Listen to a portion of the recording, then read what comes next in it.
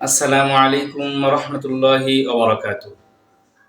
সম্মানিত প্রিয় দর্শক ও শ্রোতা, যে যেখান থেকে আমার ভিডিওটি দেখতেছেন সকলকে আন্তরিক অভিনন্দন ও শুভেচ্ছা জানাচ্ছি। পাশাপাশি মাহে রমজানের শুভেচ্ছা জানাচ্ছি। আপনারা ইতিমধ্যে জানতে পেরেছেন সৌদি আরব সহ বিভিন্ন দেশে আজকে রমজানুল মুবারকের প্রথম রোজা পালন করতেছেন। আশা করছি আজকে আকাশে চাঁদ দেখা যাবে বাংলাদেশে। তো আমি আপনাদের সম্মুখে একটি গুরুত্বপূর্ণ বিষয় নিয়ে উপস্থিত হয়েছি। বিষয়টি হচ্ছে যে নবীজি সাল্লাল্লাহু আলাইহি ওয়াসাল্লাম যখন নতুন চাঁদ দেখতেন তখন ওনার আমল কি ছিল। তলহা ইবনে উবাইদুল্লাহ রাদিয়াল্লাহু তাআলা আনহু থেকে বর্ণিত, কানা ইযা রাআল হিলাল ক্বাল আল্লাহুম্মা আহিল্লাহু আলাইনা বিল ইয়ুমনি ওয়াল ঈমান ওয়াস সালামাতি ওয়াল ইসলাম রব্বি ওয়া রব্বুকাল্লাহ। নতুন চাঁদ দেখার পর নবীজি সাল্লাল্লাহু আলাইহি ওয়াসাল্লাম এই দোয়া পাঠ করতেন, অর্থাৎ হে আল্লাহ,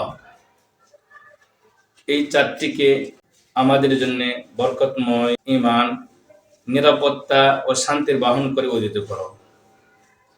হে নতুন চাঁদ, আল্লাহ তাআলা আমারও এবং তোমারও প্রভু। নবীজি সাল্লাল্লাহু আলাইহি ওয়াসাল্লাম নতুন চাঁদ দেখে এই দোয়া পাঠ করতেন, আল্লাহুম্মা আহিল্লাহু আলাইনা বিল ইয়ুমনি ওয়াল ঈমান ওয়াস সালামাতি ওয়াল ইসলাম রব্বি ওয়া রব্বুকাল্লাহ। বিশেষ করে রমজান মাস কোরআন নাজিলের মাস। আল্লাহ তাআলা সূরা বাকারার 185 নম্বর আয়াতের মধ্যে বলেন, শাহরু রমাদানাল্লাযী উনজিলা ফীহিল কুরআন। কোরআন নাজিলের মাস হচ্ছে রমজান মাস। এই জন্য রমজান মাস বেশি বেশি করে কোরআনে কারিমের তেলাওয়াতের মধ্য দিয়ে, জিকির আজকারের মধ্য দিয়ে, নফল সালাতের মধ্য দিয়ে আমরা এই রমজান মাস কাটানোর চেষ্টা করব। রমজান মাসের প্রতিটা মুহূর্ত আল্লাহ তাআলার কাছে অত্যন্ত দামি, বরকতময়। যে ব্যক্তি একটা নফল ইবাদত করবে তার আমলনামায় ফরজ ইবাদতের সওয়াব দান করবে, এবং যে ব্যক্তি একটা ফরজ ইবাদত করবে তার আমলনামায় 70টি ফরজ ইবাদতের সওয়াব দান করবেন।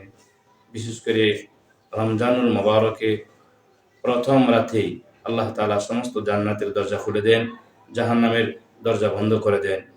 এমনকি নবীজি সাল্লাল্লাহু আলাইহি ওয়াসাল্লাম বুখারী শরীফের 2009 নম্বর হাদিসের মধ্যে বলেন, মান কামা রমাদানা ঈমানান ওয়া ইহতিসাবা গুফিরা লাহু মা তাকাদ্দামা মিন যামবি।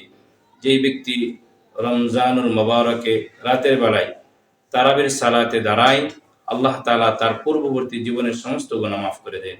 এজন্য আমরা প্রত্যেকেই তারাবির নামাজ 20 রাকাত জামাতের সাথে আদায় করার চেষ্টা করব। কেননা সাহাবায়ে কেরাম সকলে ঐক্যমত পোষণ করেছেন তারাবির নামাজ 20 রাকাত।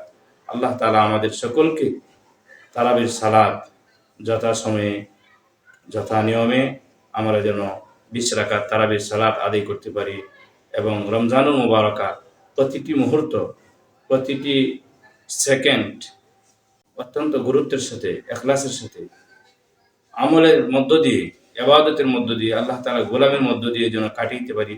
আল্লাহ তাআলা তৌফিক দান করুন। সকলে বলে আমিন। আসসালামু আলাইকুম ওয়া রাহমাতুল্লাহি ওয়া বারাকাতুহু।